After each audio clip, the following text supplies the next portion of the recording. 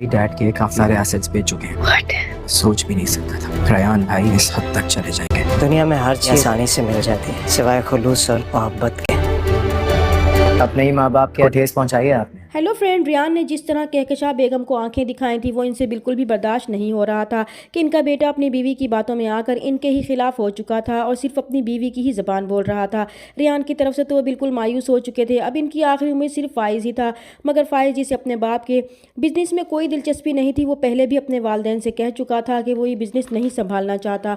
मगर जब इसके वालदेन बहुत मजबूर हो जाएंगे कि वो अपने बिज़नेस को इस तरह डूबता हुआ नहीं देखना चाहते, इसलिए वो इनकी मदद करे, तो फाइज़ मजबूरन इनकी बात मान लेगा और अपने बाप का ऑफिस ज्वाइन कर लेगा। फाइज पहले भी ये बात अच्छी तरह जानता था कि रियान भाई अपने काम में 2 नंबरी करते रहे हैं, मगर जब वो छानबीन करेगा तो इसके पैरों तले से ज़मीन निकल जाएगी कि रियान ने अपने बाप के असेट्स ही सेल कर दिए थे। इसे यकीन नहीं आएगा कि इसका भाई इस हद तक भी गिर सकता है कि अपने बाप के असासे ही बेच देगा।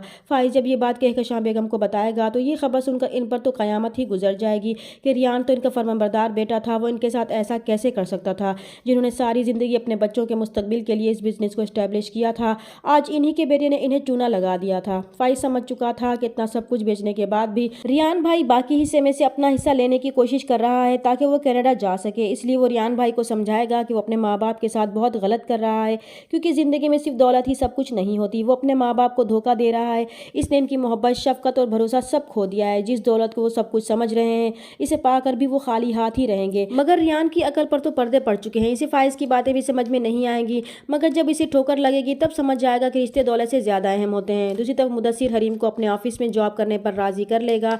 हरीम जो सिर्फ दुनिया की बातों के डर से ये जॉब नहीं करना चाहती थी, मगर अपने बाप की वजह से इसे हौसला मिलेगा, क्योंकि वो चाहते थे कि हरीम अपने पाँव पर खड़ी हो सके और दुनिया का डटकर मुकाबला कर सके। अब हरीम मुदस्सिर साहब से अपने रवैये की माफ़ी मांगेगी कि इसे रेस्टोरेंट से अचानक इस तरह से उठकर नहीं जाना चाहिए था, और मुदस्सिर साहब जो हरीम को अपने बाप के लिए फ़िक्रमंद होते हुए और केयर करते हुए देख चुके थे, वो इससे बहुत मुतासिर हुए थे। इसकी वजह से इनके दिल में हरीम के लिए बहुत इज्जत थी, क्योंकि इनके अपने घर में रिश्तों की कोई कदर नहीं थी। और आज के दौर में हरीम के अपने बाप से मोहब्बत देकर इन्हें यकीन हो गया था कि दुनिया में आज भी अच्छे लोग मौजूद हैं। इसलिए वो चाहते थे कि हरीम इनके साथ ही काम करे। जिस तरह कहकशां बेगम ने फाइज का घर तोड़ने की कोशिश की थी और हरीम के साथ बुरा किया था, आज इनके अपने बेटे ने इन्हें तोड़कर रख दिया था, और जिस फाइज को वो खोटा सिक्का समझती थी, आज वही इनके काम आ रहा था। चैनल पर नए हैं तो प्लीज़ चैनल को सब्सक्राइब कर दें। मिलते हैं नेक्स्ट वीडियो में, तब तक के लिए अल्लाह हाफिज़।